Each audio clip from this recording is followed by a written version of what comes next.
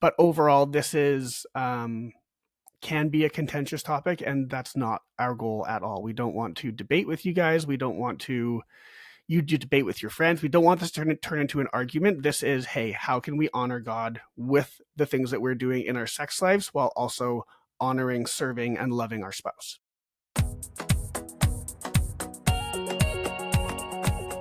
Hi there, you're listening to the Kingdom Sexuality podcast. We're Alana, Kyle, and Tira, friends who have a heart for intimacy and long to uncover God's truth and design for sexual freedom within marriage.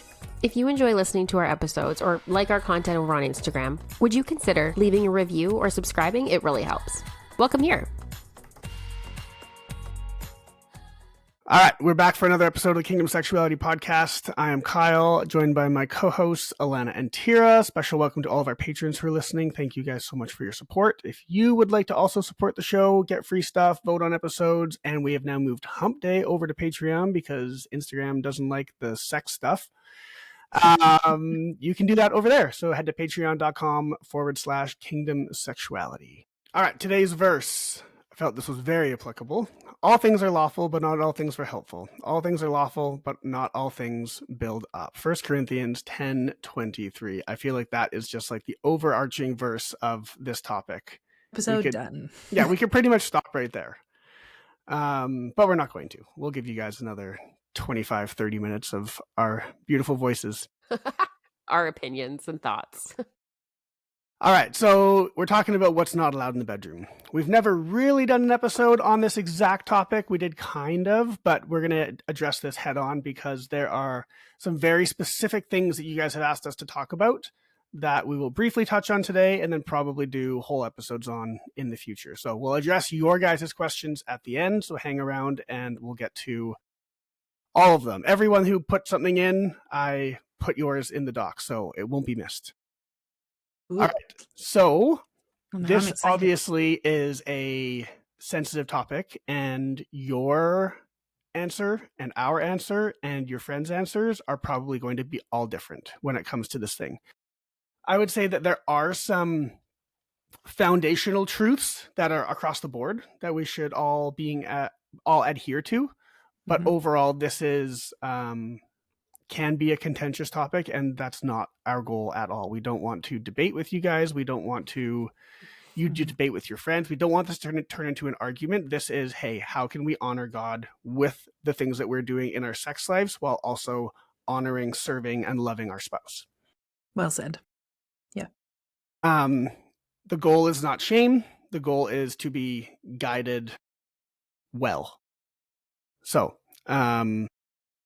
as a reminder, Alana has talked about this in the past, but God's design for sex should be 5 things: safe, mutual, loving, honoring, pleasurable. That's God's design. Okay? Or if you want to say it another way, God honoring, exclusive, selfless, frequent, and unifying. So there's 9 different words there. You guys can pick whichever ones you like, but all of those kind of fully encompass what sex should be in your marriage. If you want some verses to get to, we can look at Hebrews 13:4. Let marriage be held in honor among all, and let the marriage bed be undefiled, for God will judge the sexually immoral and adulterous. So keeping it pure. We got 2 more verses here. You guys want to take one each? Yeah, sure. Oh, the next one. 1 Corinthians 6:18-20, which is reminding us about honoring God with our body. So flee from sexual immorality. Every other sin a person commits outside of the body. What? Yeah, keep going. Okay. Yeah, but the sexually immoral person sins against his own body. Or do you... Oh my goodness. Do you not know that your body is a temple of the Holy Spirit within you, whom you have from God? You are not your own, for you were bought with a price. So glorify God in your body. And then the next one is 1 Corinthians 7:3-5. The husband should give to his wife her conjugal rights, and likewise the wife to her husband. For the wife does not have authority over her own body, but the husband does. Likewise, the husband does not have the authority over his own body, but the wife does. Do not deprive one another, except perhaps an agreement for a limited time, so that you may devote yourselves to prayer, but then come back together, so that Satan may not tempt you because of your lack of self-control. Love it. Yeah, was it good? I love that verse that you just read here, because so many times people stop at do not deprive one another except perhaps by agreement for a limited time that you may devote yourselves to prayer. And then people stop there. But it's a semicolon. It's not a period. But then come together again. Why? So that Satan may not tempt your marriage. I think that last part gets forgotten way too much, and people just like, they don't read all of verse 5. It's like, we'll read 5a. Yeah. Yeah. Exclude B. Yeah. Any opening thoughts from your guys on this? I like it. I think, I would say a huge chunk of our questions that come to us, like from followers and stuff, are asking permission or asking, like, is this okay?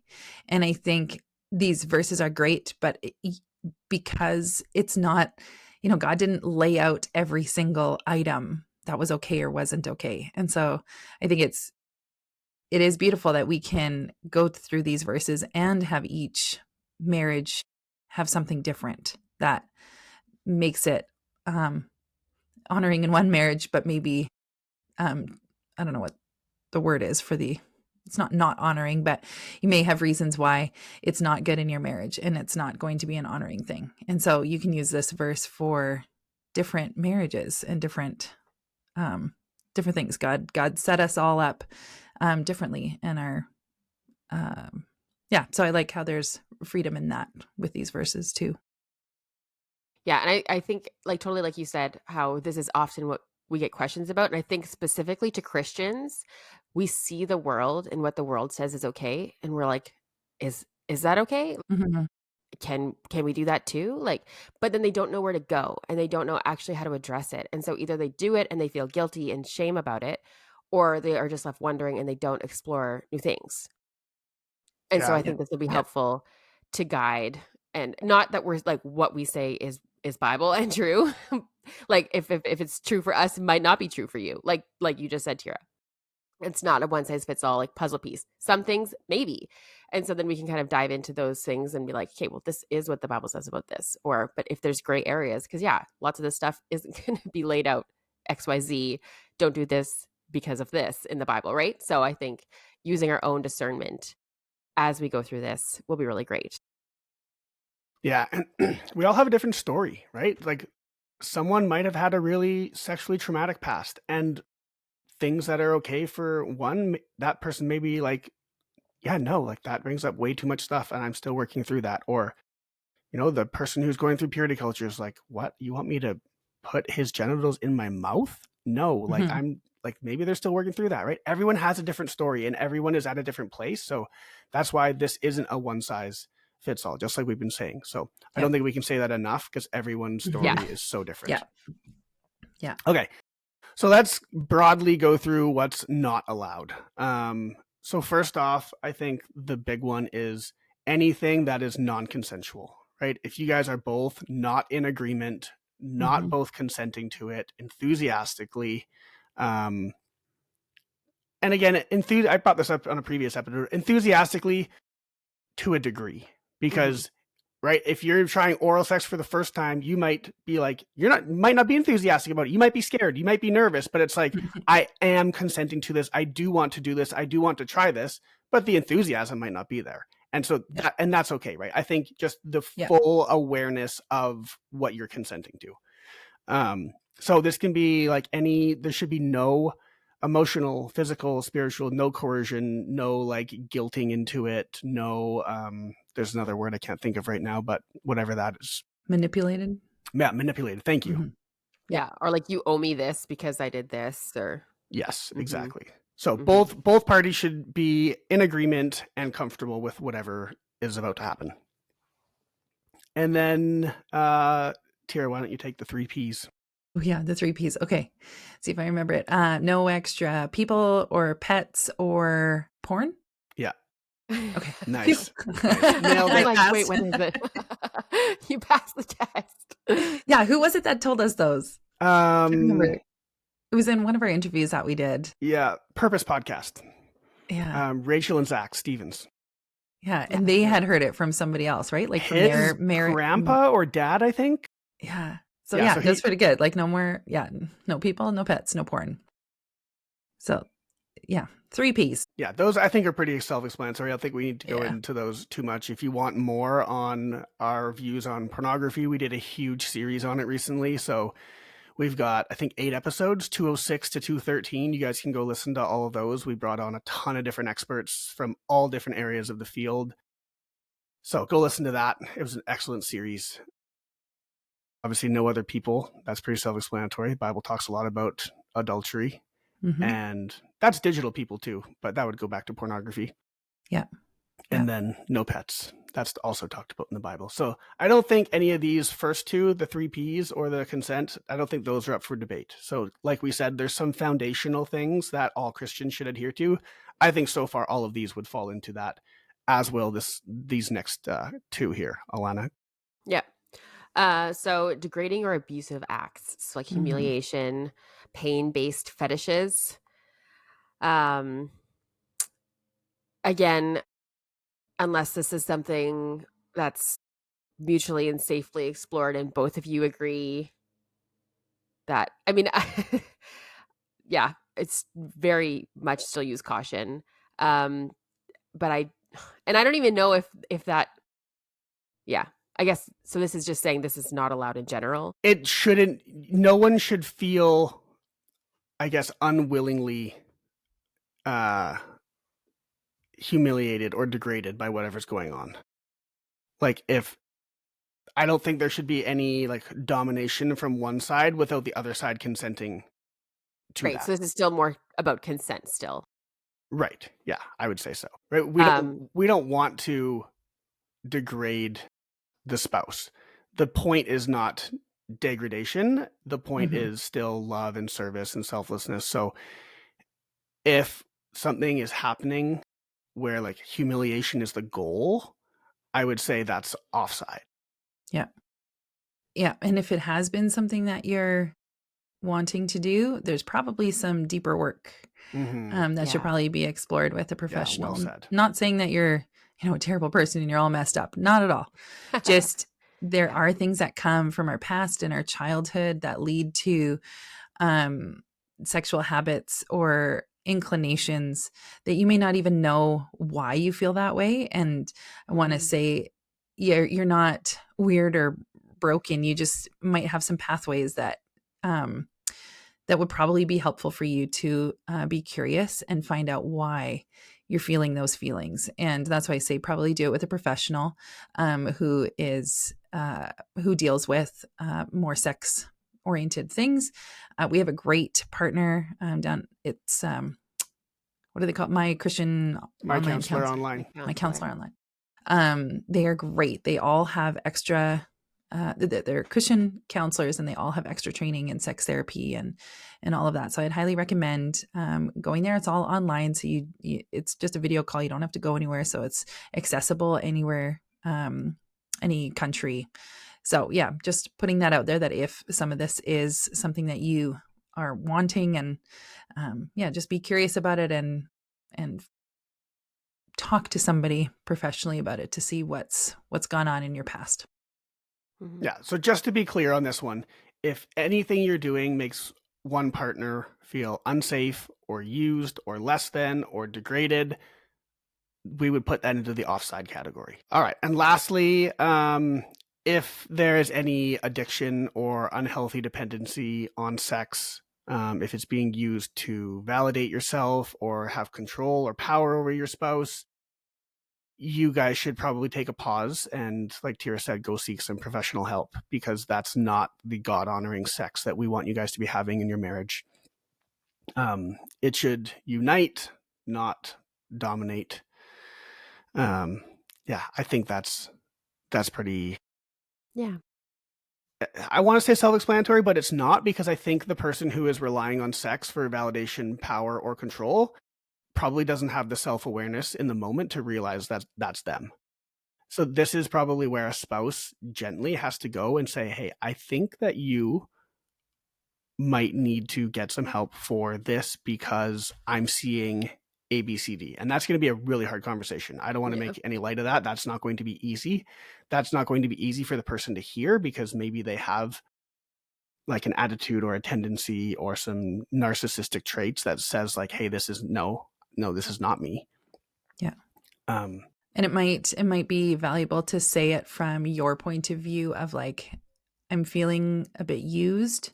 I like use the I statements instead of the you seem like this, you seem like that, because that can more easily be put up defenses. They'll put up defense, and especially if they are having issues in that area, that could probably even more so.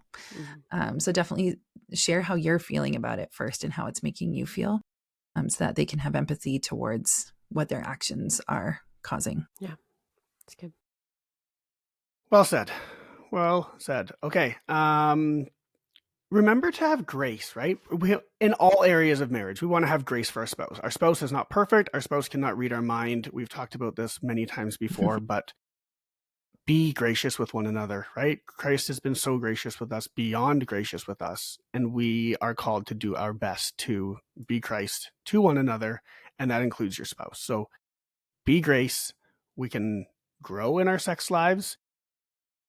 We usually recommend growing at the pace of the most conservative spouse, right? Because if you grow at the pace of the other spouse, then the most conservative spouse is probably going to be feeling pressure, and pressure does not equal good, pleasurable, and or healthy sex, and will lead to future encounters to be less and less, because the body's response is to like, oh no, I don't want to do that again, and it's going to tighten the muscles.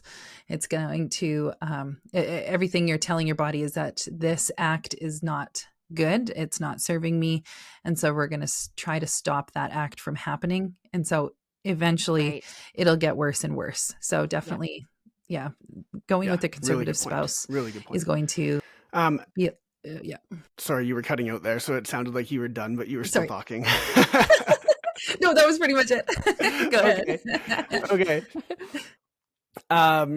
So again, and maybe you're listening to this episode and maybe you are like just recently engaged or about to get married, and you're kind of wondering like, hey, what am I allowed to do in sex?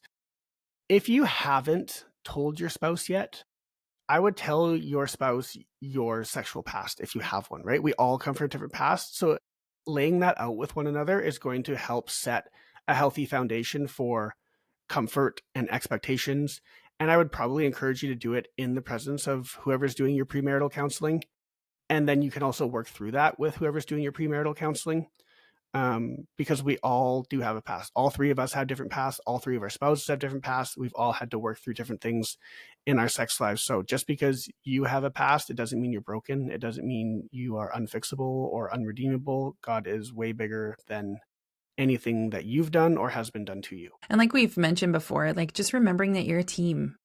Yes. You're on the same side. You guys both want a pleasurable and fulfilling sex life. And so you're working together. You're not working against one another. You're not saying, well, you're not as up to whatever with me. And, like, no, you're in this together, and your outcome is going to be together. So work together. Yeah. So then go ahead. In the scenario where the one of the spouses is like, oh, no, this is okay, this is totally fine, and the other spouse isn't sure, that's when we're saying to stick to the more conservative. Like, we didn't just like address that head on like that, but is that kind of the advice you would give to someone who's like navigating something? They're like, okay, well, my husband or my wife thinks that this is okay, and I'm not sure about it. I don't know if this is allowed in the bedroom. Like, how do they have that conversation? I was just going to bring this same thing up. So this is perfect. No way. Okay. That's exactly what I was going to say.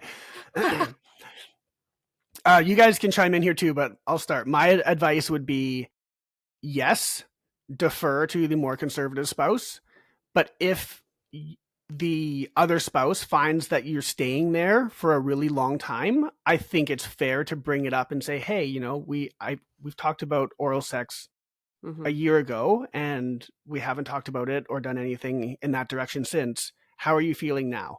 And if that spouse kind of stays the same, I think it's fair to ask that spouse, more questions. Why are you feeling that way? Why has it been a year with no progress or nothing like that? And I think that's where, if the conservative spouse doesn't know, it's like, hey, I don't know, but I'm not comfortable with it. I think it is totally fair to ask the conservative spouse to explore that further, whether it's professionally, through prayer, with friends, whatever. I think it's fair to ask them to, explore that further, as long as it's not one of those things that we talked about earlier. What do you guys think? Yeah, I was gonna. Would say something similar too. Like the conservative spouse. If your spouse comes and says they want to try something, and you're like, "Ooh, I don't know about that," you can even state like, "Hey, let me do some research onto it. I haven't fully thought this through. I'm not sure where I stand on it right now. It feels a little. I'm uneasy about it, but I would like to. I'd like to look into it more first and figure out what I actually think about it. And then." Maybe set a time frame of like, can we revisit this in a month? And I'll let you know how I'm feeling about it. That way the other spouse doesn't feel like they're left out. They can see the conservative spouse isn't just blowing them off, isn't thinking like, oh, you're so weird for wanting that. And no, that's never going to be a thing. The conservative spouse may still think that, but you can still go research into it and actually take some time to pray and like okay, why do I feel uncomfortable with this? And we're not saying that eventually you should give in. Yes. Totally not at all. But show your spouse that you are actually caring about them and what they are curious about, and be communicative about that. Yeah. I'm glad you said that, because I was going to say the exact same thing. Like, just because you have permission to like go back to your spouse and say like, hey, I want to revisit this, it doesn't mean eventually they're going to do it. Like, it doesn't mean eventually you're going to get your way. That's not licensed to eventually do the thing that you want to do. Yeah. And I think it's fair to ask your spouse too. Like, let's say like they're the ones asking you like, hey, do you want to try this thing? You could ask them like why, what is it about that makes you want to try that? Yeah, totally. Right? Like, be curious the opposite direction as well.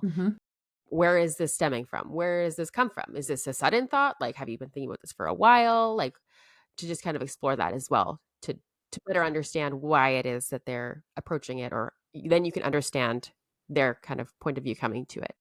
And I will say, from my point of view, being the person who's been addicted to porn in the past, you're going to have a much harder time in your marriage with these conversations, because your spouse is going to naturally think, are you trying to repeat something that you saw in porn? Are you trying to make me your porn star? Are you trying to, pornify me? And so you're going to probably have to go at an even slower pace than a couple where pornography has not been an issue.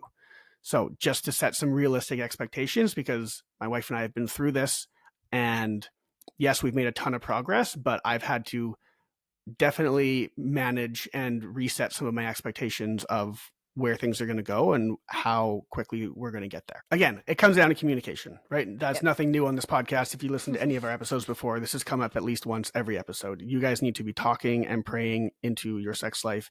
And when you guys feel lost, go get help. That does not mean you're failing. That does not mean you're broken. That means that you are wise. All right, time to get into the nitty gritty. So we had a lot of responses from you guys of things you wanted us to talk about, and a lot of repeats. I would say these first 3 here came up probably 2/3 of the responses were these first 3 responses. So first one was oral sex. So wait, this is your response to the questions box. It says, what do you guys wonder if this is allowed in your marriage? I put up a question box and I said, what are some acts in the bedroom that you are curious if they are allowed or not? And I put allowed in quotation marks, because it's going to be different for everyone. So oral sex was the biggest one by far. So I don't want to spend too much time here, because we've done a 3-episode series on it. We did one on oral sex in general. Then we did one on fellatio, which is men receiving oral sex. Then we did one on cunnilingus, which is women receiving oral sex. So it's out there. Short story is, yes, oral sex is not forbidden by the Bible, and it is something that you can explore in your marriage. Anything further? Nope. No, I mean, you nailed it. So funny. That was it. Oh, just like it's short and sweet. Yep. I want to do a whole episode on oral sex when we have 3 other ones that totally, you can just go listen to. Yeah, and actually, even in like we mentioned it in the episodes. I'm pretty sure. But like even in Song of Solomon, there are references that you could interpret that way too. So like if you're looking for actual text, that one is actually in there in the Bible. Versus, so that one I like, would say is toys or something. a check mark allowed. Okay, next. I don't think this was actually the second most. I think it was the third most, but I just put it in this order. Toys. Toys in the bedroom. So again, we've done 2 episodes on it. We gave you guys the license to do it and the cautions about it. We've got 2 episodes on it, episodes 147 and 148. Go give them a listen. We kind of lay out everything there. Again, short answer, yes. There's freedom to incorporate toys into your marriage. This one, I think, was the second most asked question. And I think eventually we will do an episode on this. Because it just keeps coming up and up and up and up. You guys are not going to let us get away with this much longer. No. Anal sex. Yeah. Anal sex in marriage, or I should say, there was a lot of anal sex questions, and then there was a lot of like butt stuff. So because it's not just anal sex that can be related to anal pleasure, I guess we want to call it. I'll let you guys start on this one. Well, I think it falls along in the same category as everything that we've been talking about. Like, no, it's not against the Bible to do that. No, there are lots of medical cautions with anal, and the butt stuff too.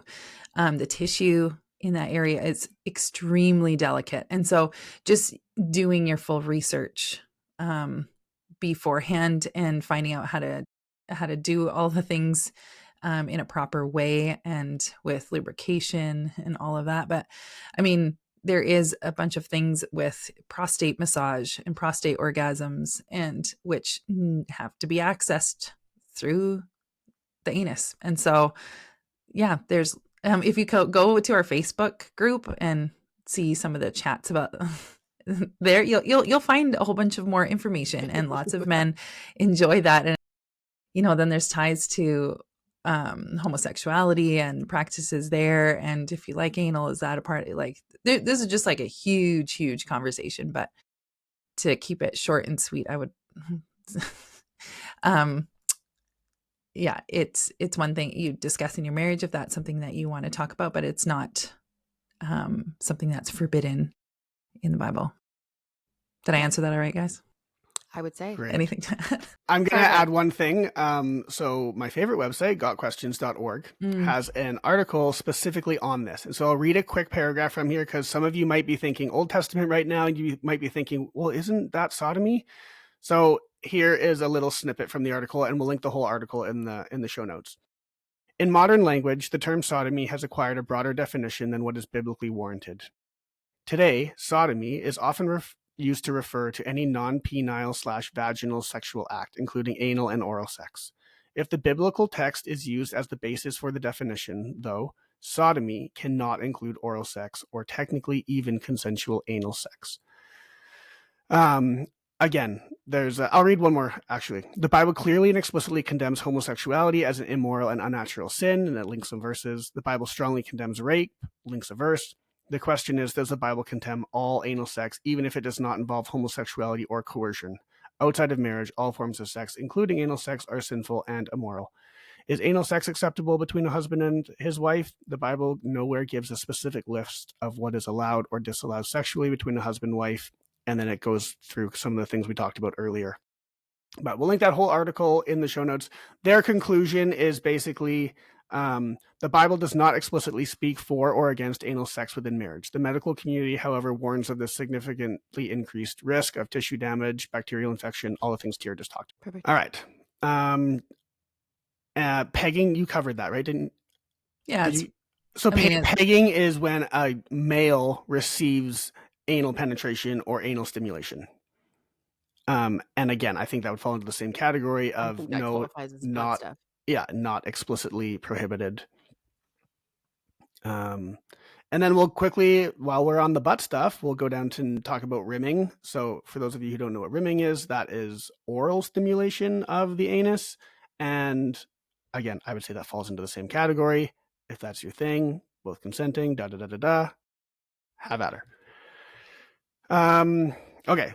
Butt stuff done for now. Till we do the full episode on it. It'll be a fun one. Oh yeah, I'm busy that day. All right. So the next two kind of fall into the same category. We got a lot of questions about dirty talk and or swearing. So another thing that we have covered in an entire episode. It's episode 141. This is one where we and a lot of our followers really disagree. This is probably one of the things I got the most pushback on is when I took a firm stance on swearing in the bedroom. And I kind of said, if you don't swear in your regular life, why would you do it in the bedroom? And I got a lot of pushback on it. Even in the Facebook group, someone explicitly called me out for what I said. And I responded very graciously. But this is one where I see very little excuse to justify swearing in the bedroom. And again, you guys can come at me all you want. This is one I'm going to have a hard time being convinced otherwise, although I'm always open to constructive dialogue. Yeah. So just go listen to that episode because we go into more depth about it. Yeah. And dirty talk, just to be clear, like that can be, using words that are not just penis and vagina, using some of the, what's the soliloquy? Colloquialisms. Okay. Thank you. Though I didn't say that well, but yes. Or the, there's another word I'm thinking, like the slang for those parts. It can be, but I think dirty talk also gets overemphasized and people are like, what does that even mean? Like, I don't want to talk dirty. It's like dirty talk can just be, telling your spouse that it feels good or telling them what you want to do to them or what you want them to do to you. Anyways, it's like sex talking. Exactly. Yeah. So that we say check. Swearing, we say be hesitant. Yes. Be intentional with your thinking. Why are you keen? Talk about it. Yeah. Okay. Filming yourselves. This one came up a lot, actually. Making your own video. Well, I mean, yeah, I think this is okay. Anatomy of Us, who actually was the first interview we did in our oral sex episode, they have an episode called Making Sex Tapes, and their episode's really good. They're another Christian podcast, and I think that episode is helpful for anyone wanting to explore this topic. Overall, again, I think as long as all the foundational things are there, then this is great. Have at her. And you're doing it safely and not putting things in the clouds and yeah, exactly. Security is going to be the big thing, making sure that you're storing it properly. I would say having some hard storage for this, like a thumb drive or something like that, is better than on your phone or in the cloud, because you would not want that to fall into the wrong hands. Some hard storage. I like it. Yeah. Nice. Noise. Good one. It's actually not called hard storage now that I think about it. I think it's called cold storage, where it's like a physical device. No longer hard. Versus like a device on software. Yeah, and a lot of people use videos of themselves to like as foreplay. So anyways, I think this is A-okay. Yeah, okay. I'll leave this next one for last because I think it's going to bring up the most conversation, so we'll skip it for now. So the next two kind of go into the same category. So domination, submission, and or bondage. I'm going to hand this one off to start. I think it goes back to what we talked about at the beginning, with the, humiliation and it's going to be dependent on the marriage, but this one would be, you'd need to communicate a lot beforehand, and you don't want one of the spouses being degraded. Like, it needs to be something that you both find fulfilling and life-giving. And also I feel like there's a sliding scale here, right? Like, I feel like there's like the one end of the scale where it's like, if this is, bondage being like everyone's tied up, everything, or it's like I have fuzzy handcuffs or whatever it is, like I think there's a sliding scale to all of this, totally. And so if you fall at some point in this and this is okay and you feel good about it and you and your spouse have talked about it and you're excited about it, that's fine. If it's something where, like you're just saying, Tira, you maybe you're like questioning, oh, where did this idea come from? Why have we decided to do this? Is this something that we feel comfortable continuing in our marriage? Question marks, maybe reevaluate. So it's hard to put a blanket like, yes, check, no, X, because there is such a wide variety of things that could fall in this category, I think. Yeah. I'll also say that a lot of times we talk about these topics from the perspective of like the person wanting to dominate or to be the dominator. But I think there's also a large minority of particularly women who enjoy being dominated or enjoy taking the submissive role. And I think it's just as applicable to you as to, why do you enjoy those things, right? Are you feeling less than? Are you whatever? There's a whole broad spectrum there. But I think just to be clear that it's not just, we're not just speaking to the dominator person. It's also the person, if you want to be dominated or you want to fall into that submissive role, you also need to be asking these questions. Yeah. Yeah. So kind of be curious about yourself in this. We're not saying hard no or hard yes. It's going to be very dependent. All right. Next, we've got alcohol, which is something that we will also be covering in a future episode, substances and sex. Yeah. I'll hand this one off first. What do you mean? As in you'll talk about it first? No, you guys. I'll hand it off to you guys. Someone else start on this one. Oh. Alcohol in the bedroom. Again, I think this is a deeply personal thing. Many couples are pro alcohol just in general in their lives, and many couples are not. So I think that's it's just dependent on a person. But I do think there's often a push for couples if things aren't working or you need to work up the courage to try new things, or like often there's stuff's just not working, or it's like, oh, let's just have a glass of wine and you'll be fine, right? Like it's often pushed as just do that and things will work, things will click, just whatever. And so I would caution you to be intentional and thoughtful about if that's something you're going to in order to want sex or in order to try new things. That shouldn't be the reason that you're wanting and willing to try these things is because you've had a couple glasses of a drink. It's kind of like if you're dependent on alcohol to get there or to be together with your spouse, then there's probably an issue. Yeah, this is one where, again, I think I'd have a hard time being convinced that this one is necessary in the bedroom. Like if you happen to have had a couple glasses of wine at dinner and then you guys go home and have sex, I think that's totally different than if you are intentionally, okay, we're going to have sex, I got to go to alcohol first. Yes. Yeah. Yes. And I mean, you can have even a glass of wine while you're sitting in bed and, or champagne or like that kind of thing. But yeah, if you're dependent on it for the act, then there's an issue. That's a no. Yeah. All right. Next one was mutual masturbation. So depending on what the person means by this, either you and your spouse masturbating like beside one another or you watching your spouse masturbate.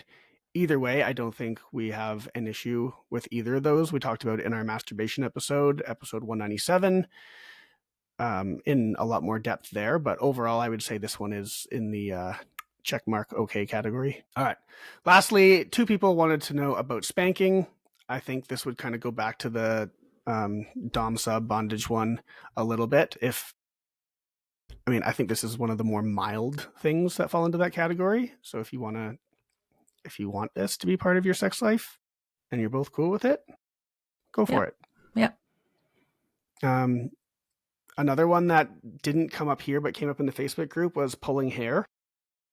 And I would say that kind of falls in the same category as spanking. It came up in the Facebook group. There was a situation where this wife, all of a sudden, she just like was so into it and she's like, pull my hair. And so the husband pulled her hair, but he like pulled from the very end. Oh, no. And so anyways, either way, that was an interesting conversation that came up. Yep. That would be awful. Yeah, so if you're going to pull hair, Teach grab us a how to do it handful first. and pull. Yeah, practice beforehand. Right. Yes. To be like, what does this actually mean? If I tell you to do this, Yes. what do you want? What if you were asking me, or how do I do this well? Yeah, exactly. That poor husband probably thought he was gonna be going in gentle, doing it that way.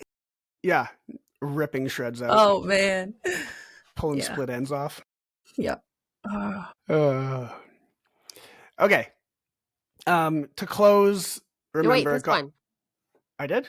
Oh, Roleplay. yes, I missed one. Unless we're just wanting to do that one. Oh no, we you can promised just we would leave say it. everything. Okay, so the last one was roleplay, and this one came up quite a bit. And I think we're going to tease you guys here and leave this for a full episode in the future. Yeah, I think so. But I think that roleplay can have a role in the bedroom. I think there is a lot more caution that needs to be had than a lot of couples consider. That will be my opinion. Yeah, I would I think agree we all with share that. Okay, great. There we go. And shake hands and